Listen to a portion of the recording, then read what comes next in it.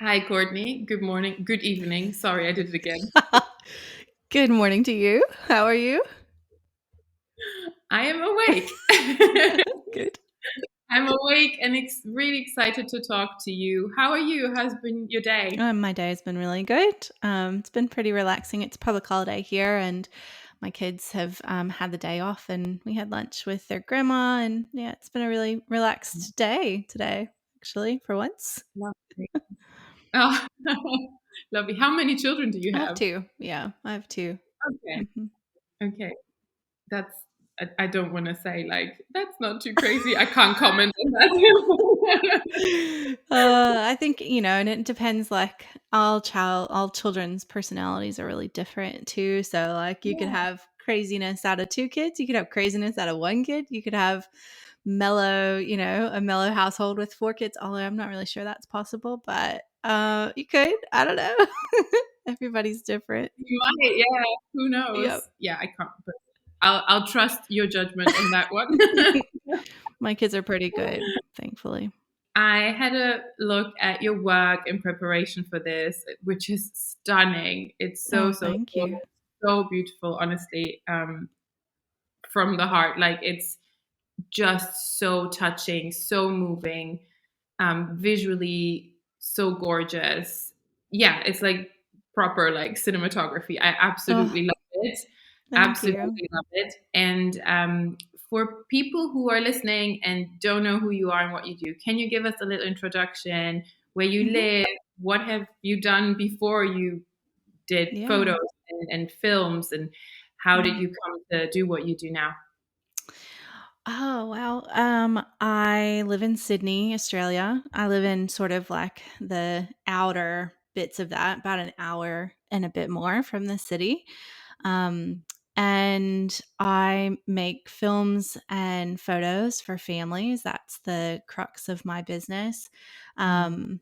And I've been doing that for about 10 years now. The video part of it really started a couple of years in. I started Mm. doing photos first, and then I just started experimenting with video, and then it just sort of evolved into what it is now. Mm. Um, I shoot all over Sydney, but then also around Australia, and I've done some families in the US as well. I'm actually originally from the US. You probably can hear that in the way that I talk. Right. But I grew up in South Georgia, and then moved to Tennessee when I was 15. And then I met my husband working at a summer camp in Maine, and he was Australian, and we fell in love. And then I moved here not that long after. So I was 21. We got married Yeah. within a year of meeting, and I came out here to live with him, and I've been here. We just celebrated our 15-year wedding anniversary a couple days ago. So that's been kind of the, I don't know, I guess the way that I got here. And so I go back to the US to visit my family, and I've done a creative live course as well in the US. And each time I go over there, I usually do a few sessions for families there too. It's Mhm. probably going to be a while before I get to go back over there now, with COVID being what it is. Um, but yeah, and so in terms of background, I've done a lot of different things. I've always had a really musical background. I had a music performance scholarship. I studied music performance at uni. And I also studied theater at uni, and have just always been really a performer. And music has always played a huge, huge part of my life. I'm a singer, and I play the flute, and I play a little bit of piano. And so that's an important part of my background that I think impacts a lot of what I do, because music in my films is such a big, big part. And that for me was just like these two worlds kind of coming together: the photography, the imagery, and then the music, and just how that all makes you feel combined together. That it just, yeah, that's kind of when everything really just came together for me. And so I think that music background really, really helps me do what Mm. I do. Mhm. Um, and Yeah, I guess that's about it, I think. I did a little bit like when I first moved here, I was a nanny for a little while, and then I worked in business administration for a while, worked in corporate world for a little while, and it was when I had my kids, my first child, that I really started picking up the camera. It's such a typical Mm, story, but like that's what happened to me, and just becoming obsessed with capturing everything about them. Then that grew to working with other families. And then when I first made my first video of my daughter, I had her in the kitchen sink and she was having a bath in the kitchen sink. And I put that to music and I was just like sobbing because I knew in that moment that that's what I was called to do. Like that's what I felt, just this really strong calling deep in my bones that I had to do this for other families. Like other families had to mm, experience this same thing, and mm. so that's kind of then grown from there. Beautiful. Thank you for sharing. Mm-hmm. And how come you focused on that niche specifically, just families and capturing them in their home? Obviously, because that's how your love for photography started as well, because of your children, your family. Have you ever dabbled into other kinds of photography? Have you tried other things? Yes, definitely. Well, when I first started, I was doing newborns and like the posed newborns. Like I had the bean bag and I had all the things, and Yeah. gosh, I hated every minute of it. I was really trying hard to make it work, and I knew that Yeah. wasn't for me. I was really drawn to families because I had young kids. And so, in terms of like lifestyle and schedule wise, that made the most sense because the sessions are shorter. And so it meant I didn't have to be away from my kids for long. I knew with weddings, it was something I was interested in doing eventually, and I have done them. But it's such long days. And I knew that that's not what I wanted for long term, to be away on every Saturday when my kids were at school. I didn't want that. And I didn't want to be away from them for really long periods of time. And so I really stuck with families for just like the convenience factor to begin with. But then it was, um, I'm just in love with it. Like, and my style sort of evolved from being a little bit more posed because I just thought that's what you had to do, to Mhm. being more documentary because I felt a really strong calling to create imagery that was real and that really represented what family life was like. Um, I had a really difficult pregnancy and I had severe postnatal depression after my daughter was born.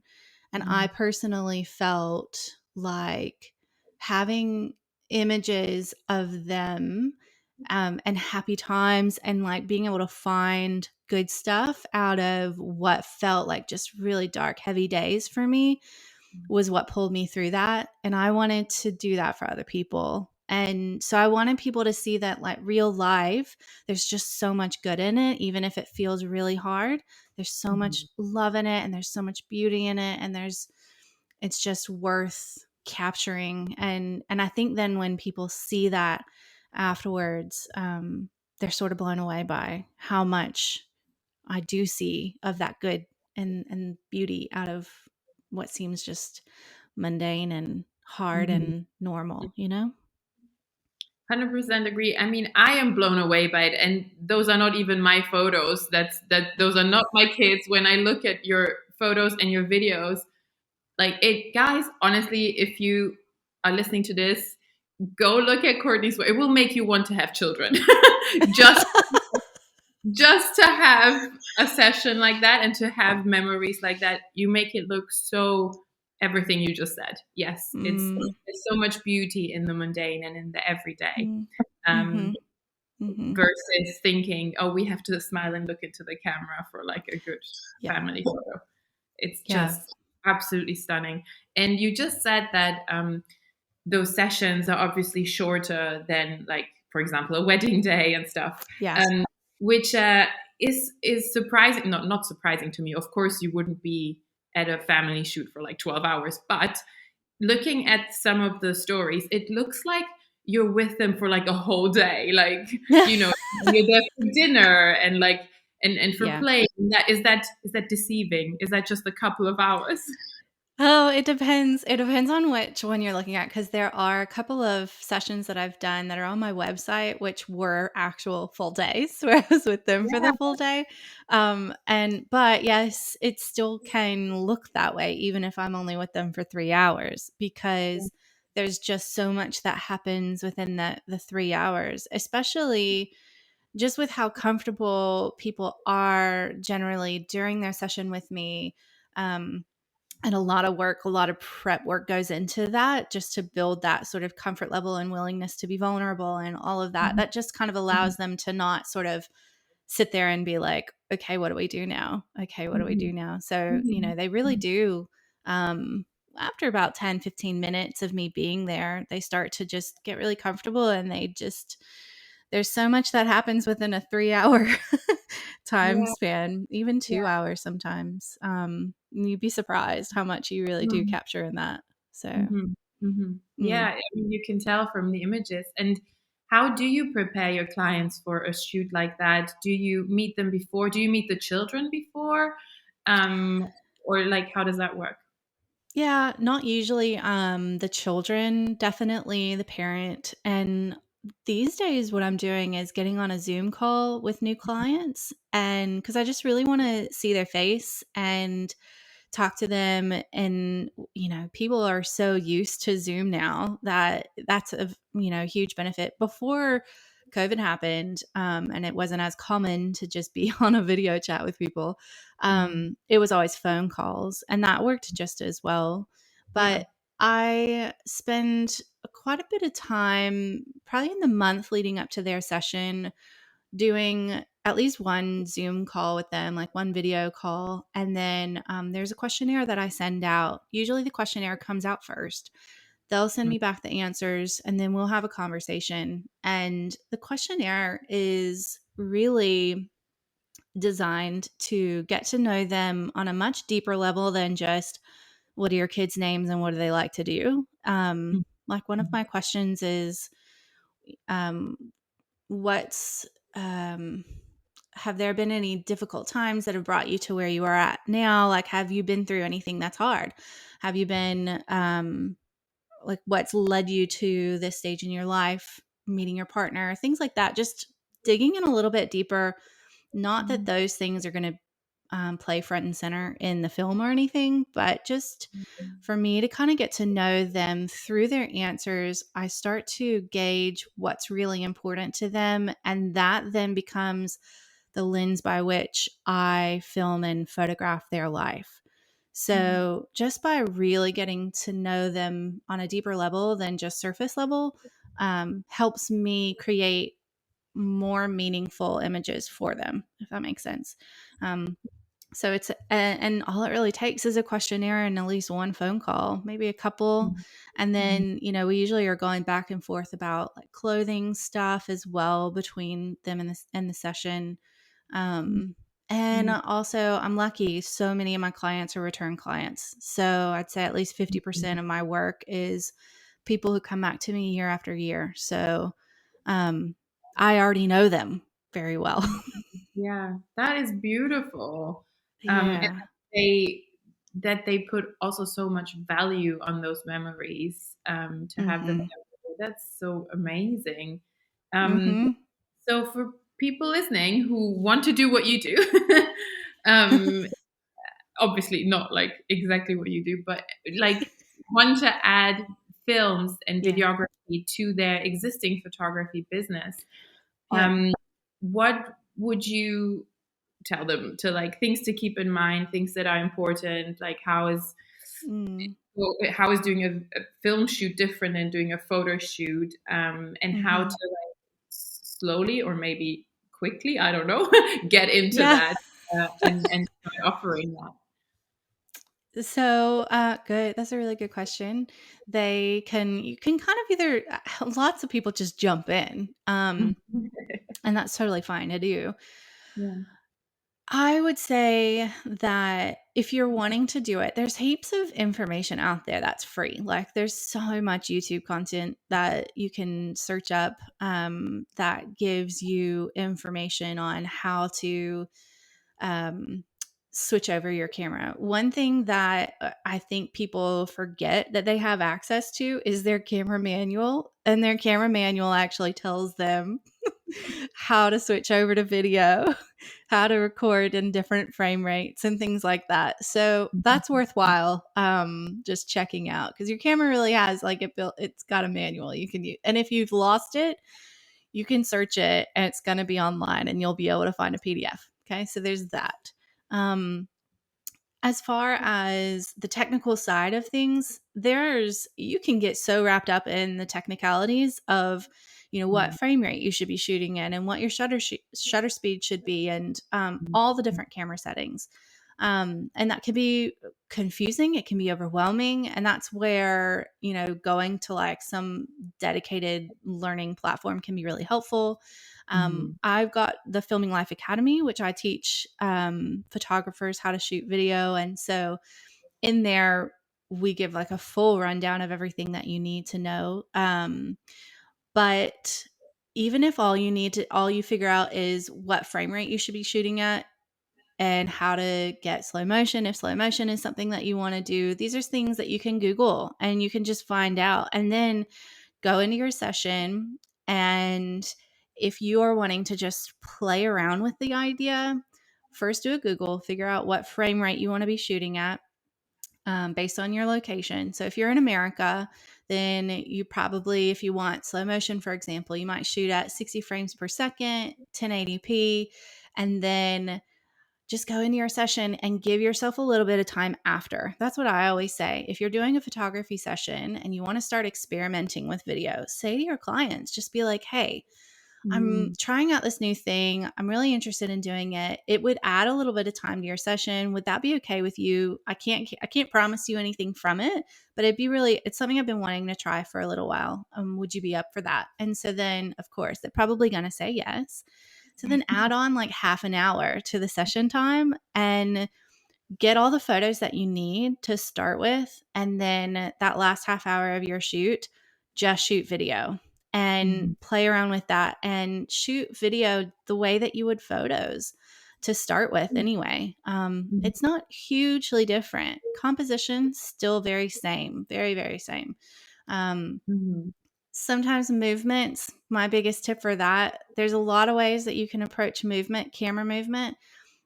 I would just stick with plant your feet, like spread your feet hip width apart, shift your weight from one side to the other. And that's as much movement as you need to begin with. That's all you need starting out. And then from there, really just sort of experiment, see what you like, bring it into whatever kind of video editor you have access to. Like most people would have access to iMovie, probably. Shotcut is another one that if you're a PC user, you could get access to pretty cheaply. And then bring in some music from somewhere, like you could look at Soundstripe. Soundstripe has lots of really good, inexpensive music options. And then just have a play. Like even if, as long as you're not putting the video anywhere online, it's okay to play with music that you already have. Just don't ever share that online, because that's all kinds of legal problems right there. Yeah. Don't think just because it's in your iTunes folder that you can use that, because you can't. But you can play around with it. You can, see if video is something that you like, and you may find, wow, I love this, and I could see how this could be something so much more. And then from there, you might decide you want to seek out some more education on it. So does that answer that? I hope so. Yeah, thank you. Definitely. It is obviously, yeah, as you said, there's the technical part, but then there's also like the very practical, when you're actually there, like what do you do about light? How do you frame the shots? Is it like photography, as you said, or not? Like that kind of stuff. And what I find always, I tried it a little bit when I did wedding photography, but I was like, this is not for me. I'm not doing films, especially not during a wedding. It's too much. Like it's just too crazy. But I found that in looking at other videographers' work and yours as well, I find that you need so much more material for a film, right? Like Mm. you just need so much more. Do you find yourself doing, well, not a scene, I guess, because they are quite spontaneous, but like things from different angles and doing it again, or like, because you just need more to create a film than Mm. you would need photos. It is very much, and I do see them as scenes. So, like, Mm, if I walk into a family session and we start out inside the house and we're in one room, say, for example, we start out and we're in the kitchen, I consider that one scene. That's the first scene of the session. And mhm, then if we move outside, that's a different scene. So, not only do I need to get shots that are going to help me encapsulate that first scene, but I also need shots that are going to help me get from that scene to the next scene as well. And so that's kind of where you have B-roll that comes in, and um, that's just your supplemental footage that you might capture. You know, usually it's when I feel like I've gotten enough clips of the scene that's happening, then I might go and shoot B-roll of something outside. It might be light coming in through the window, or it might be mhm, something outside. If the next scene is outside, then I'm going to get some B-roll of outside to help me introduce that next outdoor scene. Things that'll mm, help me sort of introduce. You really do have to think about characters and storyline. It's very much a storytelling tool. So you do have to kind of think about all these things. And if mhm, when you kind of think about like how to sort of simplify this for people when they're first starting, it's mhm, just making sure that you get, a wide shot of the scene, like what's happening in the scene, the where, like where are mhm, we? And mhm, then who are we with, right? So like the people that are in it. So the subjects, who is the main focus of this scene, and what are they doing? So those, you get in your wide, your where, and then your mid, which is your mid shot, which is your who, and then your close ups, which is your what. So what is it that they're doing? Um, mhm. if you get those three things, that's enough. That's enough to create a sequence of clips that'll sort of encapsulate that scene. And then you would have footage, your B roll, that would kind of help you move to the next scene. Mhm, And so that's kind of a simplistic way of looking at it, a very technical sort of way. And then, sort of beyond that, for more advanced work, then you're kind of really looking at it sometimes more from a moments, like a moments driven perspective. So, what is it? It's more than just what they're doing while they're there, but how are they feeling while they're yeah, there? What are they experiencing? What are the emotions? Um, what are those things? And that's kind of like the next level of cinematography, when you kind of get beyond just the basics of, okay, here's what mhm, they're doing and how they got there and how they got from A mhm, to B.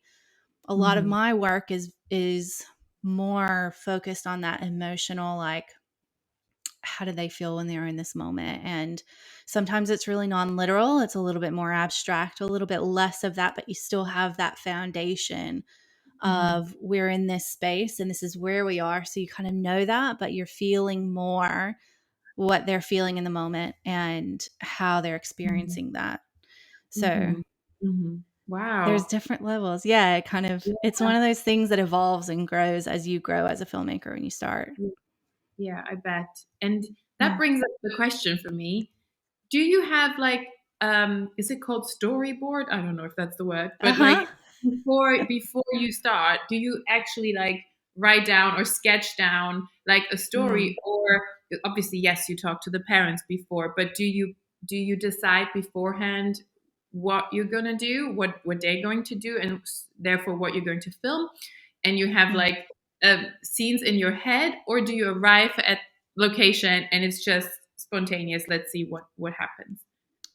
So it's a really interesting question. I don't have a storyboard, but I kind of have a loose vision in my head of what that session is going to be like based on their questionnaire and all of that. But in terms of spontaneous, 100%, like, it's like you're going there, and unless you've been to that house before, you don't know where they're going to hang out in the house or what they're going to do. And like, the parent might say, oh, my children love doing this so much, and they may never do that during the session. So they might, do something entirely different. Yeah. And there've been times where I've been in a session and it sort of started to feel a little bit like, sometimes with younger kids. There was an example recently of a session where there were twin 2-year-olds and a 4-year-old. And I had noticed throughout the session, this is not something that I had planned at all before, but I had noticed throughout the session that the 4-year-old had kind of, like the twins, just I think they just take the limelight a lot of the time. And I had noticed there hadn't been a lot of direct connection between her and mom, Mhm. whereas the twins, because there's just so much that you got to help with 2-year-olds. Mhm. And so I decided that I would take that opportunity to just make sure that something happened. And so I got mom and the 4-year-old to sit down on the couch together, and I had mom tell the 4-year-old the story of when she was born. And then I had her tell her, so she went through all of that, and that was really gorgeous. And the reactions from the 4-year-old were just precious. Mhm. And then I had her tell her, reasons why she loved her, reasons why she was proud of her, and things like Mhm. that. So these are things that I'll do to kind of pull out moments when they're not necessarily happening organically, Yeah. but they're not always something that I plan on going into it. Mhm. Um, but I do have like a sort of a storyboard or vision in my head of what I want my sessions to look like overall. And I just Mhm. make sure that that happens. And for me, that's always connection. That's always, this like sort of nostalgia feeling. And so I want to always make sure that there's opportunities for those kinds of things to take place. And Mhm. if they're not happening, then I'm going to try and make them happen. So, Yeah. Yeah. yeah, I That think makes. it's hard. It's hard to storyboard with kids because they're very unpredictable. So, Yeah. Yeah. So you kind of have to adapt, I guess, and be 100%. flexible and be quick Yes. on your feet and be like, can I create an opportunity if there isn't one, and how Hmm. can I do this? Wow. Mhm. And that's Yeah. another thing that I'll ask in my questionnaire, is there anything that your child says or does that you just love and that you'll miss, like in this stage of their life that they're doing, that you just love and you're going to miss later on, you're going to miss. And I say, like, I can't guarantee I'm going to catch it, but if I know that that's something you love, Yeah. then I'll do my best to get it. Because I just want people to know, like, I really can't guarantee anything at all. But as long as I know that that's something that you love, and if I'm in the moment, even let's say I do catch it and I'm editing, I know that it's important to her or him, whichever parent, and I'll make sure that I include that in the edit. And so, that's just another example of how that questionnaire really does sort of help form the basis of a lot of decisions that I make. Of course. Yeah, that makes sense because then Mm. if you know something, you look out for it, like you're Mm-hmm. searching for it to happen. Right. So that makes total sense to be Yeah. prepared like that. Yeah. In terms of gear, I'm curious, how do you rock Hmm. up at a family shoot? Like, are you are you minimal? Do you have one camera, one lens, two lenses? Do you wear like one of those stability? I don't know what they're called. Not a videographer. You know what I mean? Like Yes. those Oh, I know. stabilization thingies. Some videographers use them. What does it look like in terms of gear? What do you bring? Very minimal. I only stabilize using my camera strap, Mm, and I do a lot of like core strength, and a lot of it is about body, like how I move my body in terms of stabilization. mm, And so just and keeping also tension in the neck strap with my camera strap. I bring, I used to shoot on a Canon Mark IV. Now I shoot on a Canon EOS R, and I mhm, love it. mhm, And I tend to use two lenses. I used to only ever use one. I used to only ever use a 35, and that was it.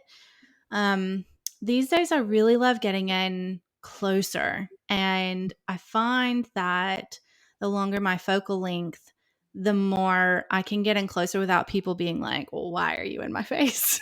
yeah. So I generally am switching between 50 millimeter 1.2 L lens when, particularly if I'm freelancing, which I do when I shoot photos and video.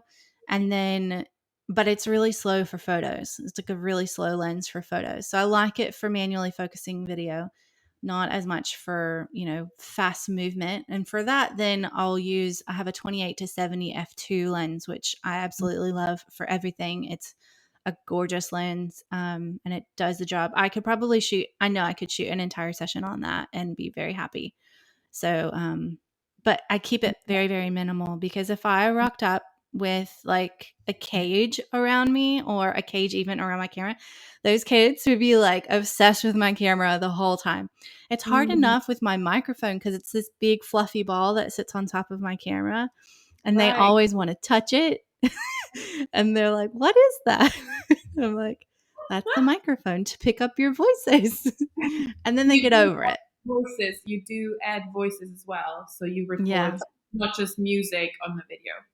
Yeah, yeah. Always, Mhm. ambient audio is so important. It's like crucial to the story as Mhm. well. Without that, it's good with music, and it's easy. It's a lot easier. It's much harder using ambient audio, but Mhm. how if you kids' voices, they change. Like, you have to capture them. So that's super Yeah. important. I Oh, remember, like, and a lot of that comes too from a few years back, my grandfather passed away, and I was watching old videos of him, and it was from 20 years ago, and he stood up and he spoke and he just commanded the room. And I just remember hearing his voice made me feel in that moment, when you don't have that anymore. And even like when he was sick and everything, like, just hearing that voice, it makes such a huge difference. mhm. And so, yeah, I always try and include some ambient audio throughout the session. Beautiful. Yeah, I didn't think of that. That voices change as well. That is such a good Yeah. point. Yeah. Um, And the things such they a, say. yeah, such a great thing to remember as well. The voice. That's Mm. beautiful. Oh, I want you to film my. Do you do sessions with cats as well? With my family. We can do a cat session. We'll do it. We could make that work. Totally. We could Get the try. meow. Meow. It could be like a new avenue for you. Totally. It I, would catch on for I sure. got a volunteer. Oh, I'm sure it will. I'm sure there's enough people with cats at home. Anyway, let's move on from cats. But in terms of client delivery, when you're done and you did the video and you found the licensed music Yep. on Soundstripe, and you've finished it, how do you deliver a film to your clients? Is it the same way you would deliver Mm. photos online, or Yeah, that's a that's a good question, because, like, I know that a lot of people have different opinions on this. And in the old days, like, you could, the old days, God, wow. You, people were always doing, like, when people okay, so wedding videos were really like the first thing yeah. that became, was popular. And so you would get your wedding video on like a VHS, and then it was a DVD, and then it was like a Blu-ray DVD. But, Mhm. like, these days, I mean, my laptop doesn't even have a DVD player in it. So then the next thing is USBs. And so lots of people I know deliver their client films on USBs. I do not, just because I feel like a USB is just as likely to get lost, Oh, probably more so than, a hard drive, or saving it directly to their computer. So what I do is I have a Vimeo Pro account, and mhm. I upload their film to there. I upload two versions. The first is their specific version, which gives them access to a download link so they can download the original file size exactly as it is. And I tell them to make sure they save it in at least 3 places and, three different places, not just like 3 files on the computer. Try to really spell it out. And then the second time that I upload it is the public link. And so that's not Mhm. able to be downloaded generally. Mhm. But so that's how I deliver it, just because I Mhm. feel like technology is always changing. And so whatever it is that I do right now, in 10 or 15 years from now, it's going to be different. Anything physical that I do, I Yeah. feel like digital is going to be the most future proof, if there even is such a thing, which I don't think there is. So, Yeah. Yeah. and unfortunately, video is very different from photos. Like we can't print videos. So, Mhm. um, that's what I do. There's a lot of things, products out there where I've seen like, um, you can put a video in an album or at the end of an album, or there are products that are like, specific video players. So you could upload the film to that and then give Mhm. them that as a product. I think it just depends on your business and how much you Yeah. do of physical products. For me, Mhm. it's mostly digital. So that's what I Mhm. do. Yeah. And in terms of licensing, we talked about that earlier. Soundstripe is a good place. MusicBed is the place where I tend to get the majority of my music. It's got the highest quality Mhm. um, music tracks, just incredible. It's on the more expensive side of Mhm. things in terms of music licensing, but it's so worth it, and the music is incredible. So those Mhm. are two really good places to look. Mhm. Soundstripe is great for when you're first starting out. And what type of license do you have to look out for that you want to use for those films? So I always defer to the company because, there's just differences. So it's always best to just go directly to them, and you would if you're using it for your business, then you're going to get a business type of license. So their MusicBed has like a wedding specific license, which also Mhm. generally covers families, as I've been told. Mhm. And so but there's just discrepancies, so it's always really good to go directly to them, and just they all both have really good support, so you can just type a chat in their thing and tell them what Mhm. you do and ask them, and they'll let you know. Okay, great. And my last question is, do you think there's a too long or too short for like a family film? What length do you normally do yours? Mm. Is there something where you're like, oh no, that's a bit too much, or like to keep people's focus and attention? Very good question. That's a really good question, because there's kind of two things that we as family filmmakers have to be mindful of. And there's the family that you're making the film for, but then there's Mhm. also the potential client who's watching that family's film. And so you have to be careful, because a family that you're making the film for, they don't care. The longer the better for them, because as it's their family, of course they're going to love anything that's there. It's just Yeah. that's not going to matter. But you have to be very, very mindful of the person who's watching that film, and you want to make sure that what you're giving or what you're showing online particularly is visually engaging from the very beginning, because these days, like, our attention span is so short. And it's one reason why, like, you won't when I post a film, I try not to give like a really long introduction into it with, lots of b-roll of scenery and things like that, because people's attention span is so short. I tend to just go straight in with beautiful imagery of people, because Mhm. people are more engaging generally. And so these are things that you have to kind of consider. And in terms of length, generally people watching it online are only going to last for about a minute and a half. That's sort of Mhm. a standard. um, so I will go anywhere between 3 and 5 minutes. If your film is really engaging, it can go 5 minutes and people will stick with it. If it's not, then, but it's the same thing even with 3 minutes. So the trick is just finding that balance between doing justice to the footage that you have for the family and also making sure that it's not going on for too long, and also like depending on what you've priced yourself at, making sure that you're not spending, because I would say that